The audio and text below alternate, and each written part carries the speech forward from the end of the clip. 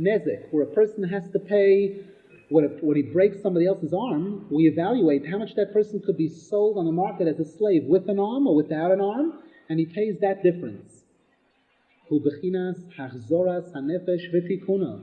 This represents the concept of returning the nefesh, the kavod that has fallen into the hands of the azei ponim shebedoyer, taking it out of their hands and bringing it back into the kedusha. This nefesh and kavod. K'mo shekosu b'Parsha chovel v'nosato nefesh tachas nefesh. That's the wording that's used in the pasuk when it talks about the payment of nezek. It's called nefesh tachas nefesh. V'dorsh Razal, and the Gemara says in Baba Kama, Maimon, that this refers to money. Ki Maimon hanezek shemeshalim hu b'shvil pegam hoitzoas hanefesh shenoto mechaveroi ayidei netilas oever shechovel boy. Because we learned earlier that when a Jew breaks another Jew's arm on Shabbos, what Isur is he over? What malach is he doing? The Gemara says netilas neshama sheba'is oever. It's called netilas nefesh. He killed the life in that arm, in that item. That's called netilas nefesh. And the money payment that's being made for that is to replace, is a tikkun for that fallen nefesh. That nefesh that's been killed or been taken out of its place and handed over to the azei ponim shebedor. The guy who broke his arm had an incredible chutzpah to do that to a Jew. He's this azei ponim shebedor who, for his kavod, went ahead and broke somebody else's arm. Nimtza shemamoin hanezek hu bechinas tikkun v'tashlumin al pegam netilas nefesh. Step number 1. Tsar shemishalim hachovel. Now, if a person breaks someone's arm, and in the process of doing it that way, rather than doing it surgically with anesthesia, with putting the guy to sleep, the Gemara says a person would be willing to pay $3,000 to have their arm removed surgically while they're asleep, under anesthesia, rather than have another guy grab his arm and tear it off his body, that kind of thing. So that's tsar, that's the payment of tsar, that's difference. Rav Nasan says, the bechinas tzedakah, the payment of tsar corresponds to what Rabbeinu Zal said in that chapter in Likutei Moharan of tzedakah playing a role in the tikkun hanefesh, in the tikkun of this kavod, bringing the kavod back from the azei ponim shebedor to here. Why? Ki tashlumei tsar hu bechinas tzedakah hu k'mo shomar Razal, as the Gemara says b'hachovel shechayev al tsar afilu b'mokim nezek, that a person who's paying the nezek payment, even though you're paying the $2,000 difference in selling me as a slave with the arm versus without the arm, so that in a sense you've bought my arm belongs to you now, still that has nothing to do with causing me tsar.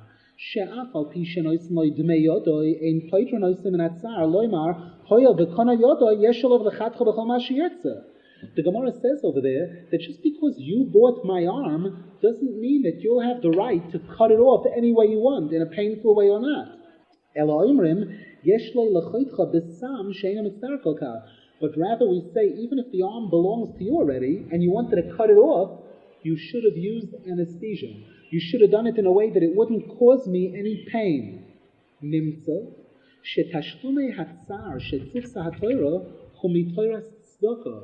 that the fact that the Torah has insisted that you pay me a few $1,000s for the pain, even though you already paid me a few $1,000s for my arm, so that the arm belongs to you.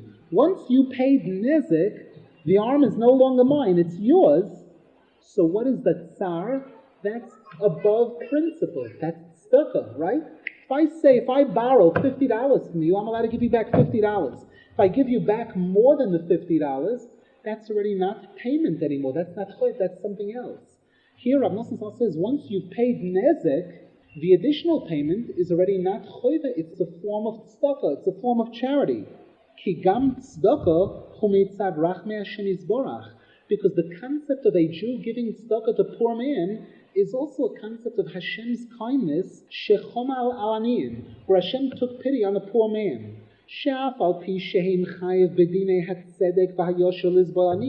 Even though, why is this guy poor? Who made him poor? Hashem made him poor.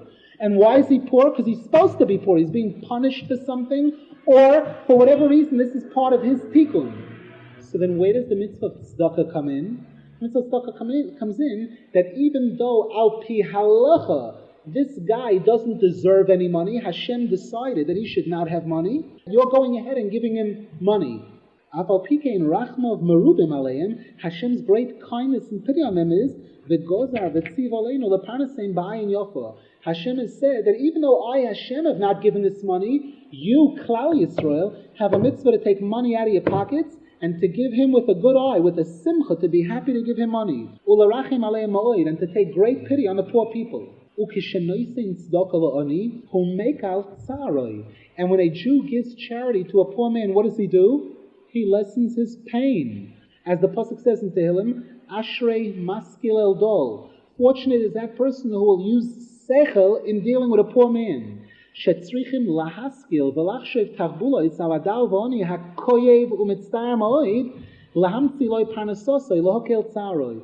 A Jew has to have tremendous sechel and intelligence to figure out how to help this poor man who's experiencing tremendous pain from lack of parnasa, from lack of being able to provide for his family, to lessen his pain. Ki ho'anius hu b'chinas ke'ev v'tzar, because poverty is a form of pain. Kama shekosav, as the Pasuk says in Tehillim, va'ani oni v'koyev. I am poor and in pain. So look how Rav Nosson Zal found the Pasuk that shows that tsar and oni go together. Oni, what do you do for an oni to relieve his anius? You give him tzedakah. Tzedakah corresponds to koyev, to pain. That just like tzedakah is a lifnim mishura sadin, you understand tzedakah? Hashem made him poor, I didn't make it. Why do I owe him money? This guy comes over and putting his hand out. If Hashem wants to give him money, let Hashem give him money. If Hashem decided he should be poor, so I'm going to do better than Hashem? The answer is yes. Hashem insists that you do better, that you do lifnim mishura sadin and give him tzedakah. Rav Nosson Zal says, if you look in the Gemara in Baba Kama, once you've paid nezek, everything else is lifnim mishura sadin in a sense. Once I paid nezek, I bought your arm. The arm is mine now. Once it's mine, so I should have the right to do with it whatever I want? No. Hashem expects better than that. That even though the arm belongs to you, when you want to tear an arm off a Jew, there's a better way to do it. There's a way to do it that he shouldn't feel any pain. And that this payment of tsar corresponds to the tikkun of tzedakah that Rabbeinu Zal said in that Torah Nekutim. Ripui, the third payment. Ripui v'sheves, the next two, which are the person's medical bills, taken 3 weeks now to heal, all the medical bills during those 3 weeks, and sheves is his salary, what he would have gotten if he went to work, unemployment. Zeh b'chinas yad hachazoko v'yad hagdoilo. These two payments correspond to what Rabbeinu Zal said over there, that once you've taken the kavod away from the azei ponim and you've brought it into the hands of the kedusha, you've got to take the nefesh. The kavod has a nefesh inside of it. You've got to be moiled the nefesh, and you've got to be megadel that nefesh. Which Rabbeinu Zal said over there, the hoilodas hanefesh is done through the yad hachazaka, the gidul hanefesh is done through yad hagidoila. Shal yodo moilidenes hanefesh and megadlenes hanefesh. The medical bills, curing the person, that's the concept of being moile the nefesh. Because we said before that when you break someone's arm, you've caused the nefesh in that arm to leave. Wherever you hit that person, cause the bleeding, let's say. Ki hadam hu nefesh, the pasuk says. So when you cause internal bleeding or external bleeding, you cause the nefesh to move out, in a sense, from that place. When a doctor comes along and makes that arm completely better, heal completely, so that the makeh should be healed,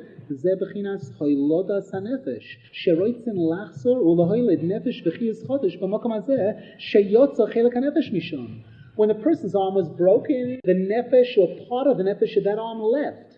When you're healing and curing that person, you're trying to restore and return that nefesh that left. You're trying to return life to the arm. We're going to give you back, you know what the doctors say, we're going to give you back life in that foot. That foot is dead now, man. You're going to see, we're going to repair it and heal it. We're going to give you back life, and that's what it is. The nefesh going back into that.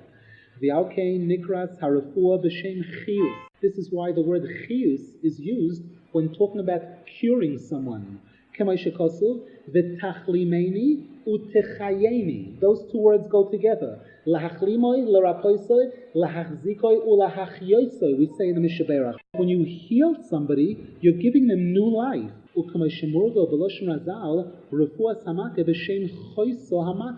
the Gemara many times, when it talks about a guy getting better, it uses the word choiso hamaka. His wound came back to life. The life returned to it. Because a wound getting cured represents the person receiving new life there. Shil bechinas nefesh chodosh, bechinas nefesh chaya, as the pasuk says in Chumash. Nimtzo sheharafua hu bechinas haylodas hanefesh. A person's arm getting cured means we were moiled a nefesh there. When the arm was broken, the nefesh left there. By healing that arm, we brought new life to that arm, which means a new nefesh. And this is why the refuah comes from the yad hachazaka, the left arm, the side of midas hadin. Shemishom hoylodas hanefesh kanal. As Rabbeinu Zal said over there, that birth comes from yira. Remember we quoted the pasuk Chil kayoledo. She was trembling like a woman giving birth. Trembling is midas hayira, midas hagvura.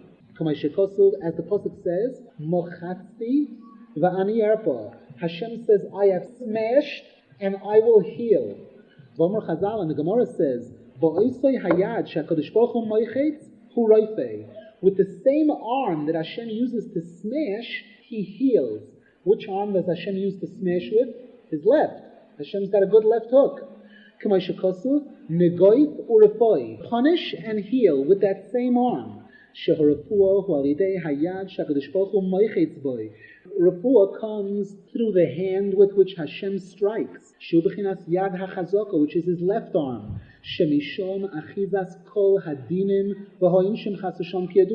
That's kaviyachol, the side of Hashem from which the whole midas hadin comes from.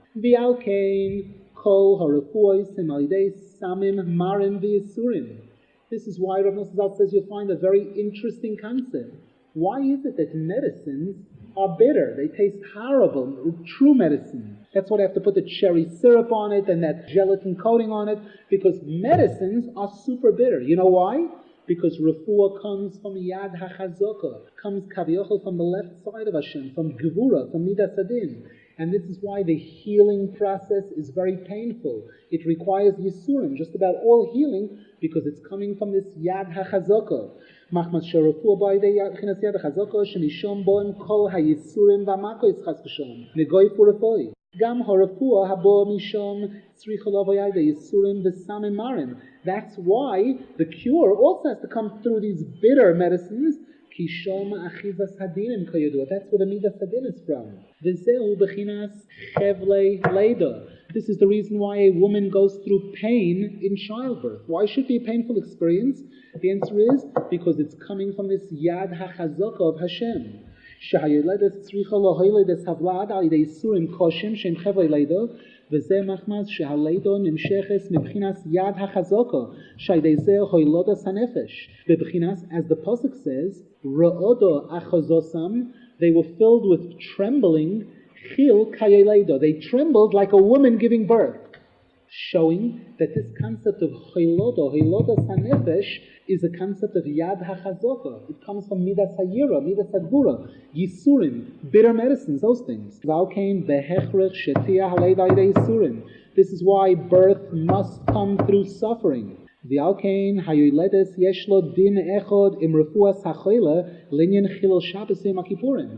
is why if you look in the Shulchan Aruch, it compares a woman that's giving birth to a choila, because in Ruchnius they're both coming from the same process.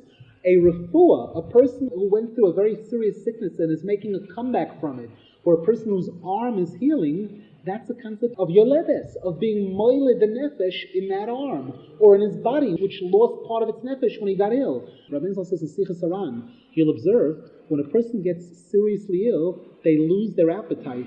They can't eat, right? Why? Rabbeinu Zal explains, because when a person gets seriously ill, their nefesh is starting to leave them. Their nefesh is starting to pull out of the body and starting to go to Olam Haba. In Olam Haba, there's no food there, right? There's no food or drink, there's no taivas achila. That's why the person certainly has zero temptation for food or any other physical taivas. When a person's sick, it's meaningless because illness implies the nefesh has started to leave. And refuah from illness is hoilodas hanefesh. Kimavur bepoiskim ki refuah hu bechinas hoilodas hanefesh now.